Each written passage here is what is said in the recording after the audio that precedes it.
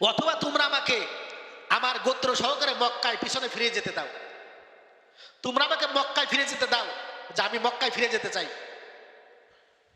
অথবা তোমরা আমাকে আশেপাশে যে মুসলিম রাষ্ট্রগুলো রয়েছে, মুসলিম যে কোনো রাষ্ট্রে তোমরা আমাকে যাওয়ার জন্য সুযোগ করে দাও, যে আমি সেখানে সাধারণভাবে জীবনযাপন করে আল্লাহর ইবাদত করে ইন্তেকাল করতে চাই, আল্লাহর ইবাদত করে ইন্তেকাল করতে চাই।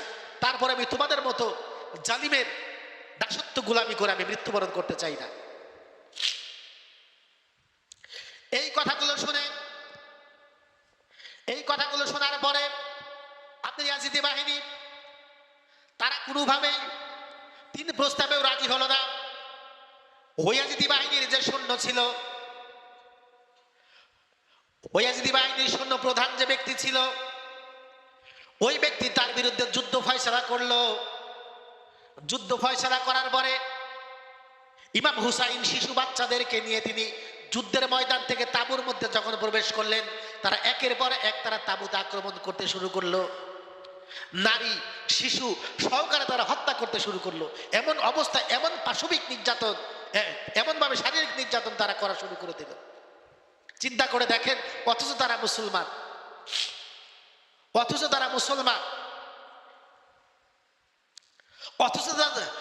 তারা দাবি করে মুসলমান। কিয়ামতের ময়দানে তারা জান্নাতের দাবিদার। কিয়ামতের ময়দানে তারা চিন্তা করে যে আমরা জান্নাতে যাব। নবীর নাতিকে হত্যা করে কোনো ব্যক্তি জান্নাতে যেতে পারে বলেন? নবীর বংশকে নির্বংশ করে কোনো ব্যক্তি জান্নাতে যাওয়ার আশা করতে পারে বলেন? কোনো ব্যক্তি আশা করতে পারে না। কিন্তু তারা আশা করে, কিন্তু তারা চায়।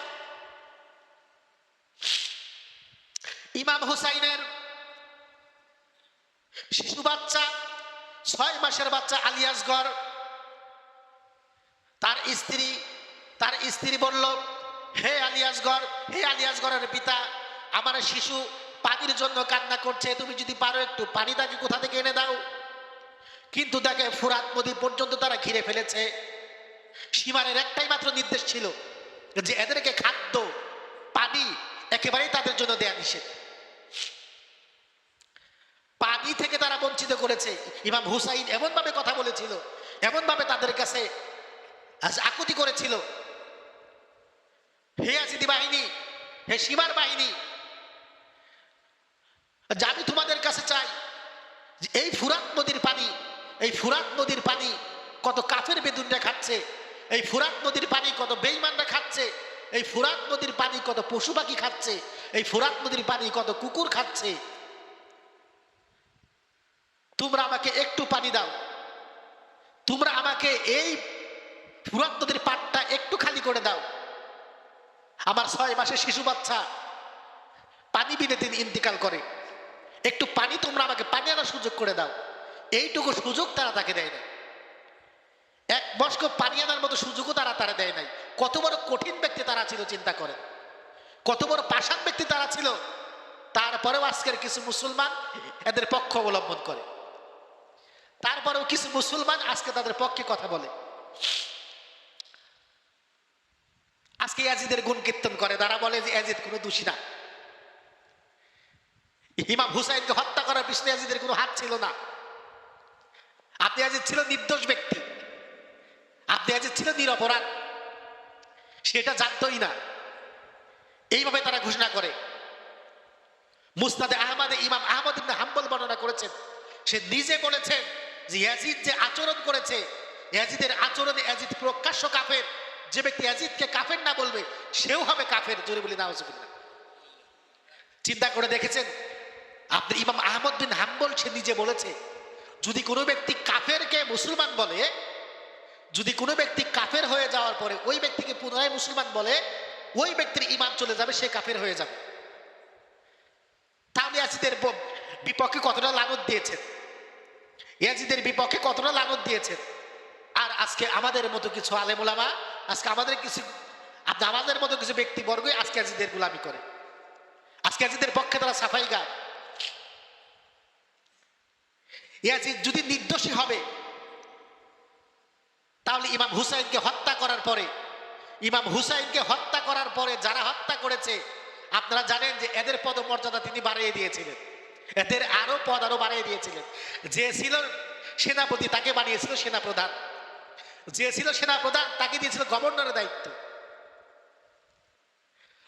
যদি তারা যদি ইমাম আপনি ইয়াজিদের যদি সমর্থন না থাকতো তাহলে ইয়াজিদ এই কাজগুলো করতে পারতো? বলেন। অবশ্যই ইয়াজিদ এই হত্যার বিচার করত, কিন্তু তিনি এই বিচার করেন নাই।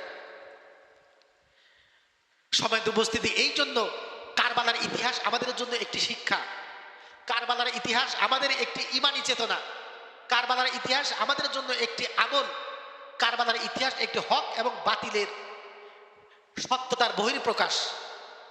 কোন দিকে আপনি যাবেন? মুসলমানদের মধ্যে হক এবং বাতিল চিনার একটা মাত্র পথ, মুসলমানদের মধ্যে হক এবং বাতিল চিনার একটা মাত্র পথ, সেটাই হচ্ছে কারবালার প্রান্তর, সেটাই হচ্ছে কারবালার প্রান্তর। তার কারণ আপনার ইয়াজিদি বাহিনীর মধ্যেও ছিল মুসলমান, আর হুসাইনি বাহিনীর মধ্যেও ছিল মুসলমান। আপনার ইয়াজিদি বাহিনীরাও 5 ওয়াক্ত নামাজ পড়েছে, জুব্বা ছিল, পাগড়ি ছিল, দাড়ি ছিল। আর হুসাইনি মুসলমানরাও 5 ওয়াক্ত নামাজ পড়েছেন, জুব্বা ছিল, পাগড়ি ছিল, দাড়ি ছিল। হুসাইনি মুসলমানরাও আজান দিত, আবার ইয়াজিদি মুসলমানরাও আজান দিত। তফাৎটা আমাদের বুঝতে হবে। মুসলমান দেখলেই শুধু দৌড় দেওয়া যাবে না, আপনার আলেম দেখলেই দৌড় দেওয়া যাবে না, আপনার আলেম দেখলেই দৌড় দেওয়া যাবে না, ওনার গোল কোরআন থেকে তাফসির করলেই দৌড় দেওয়া যাবে না, তার পিছনে কোরআন থেকে তাফসির করলেই দৌড় দেওয়া যাবে না।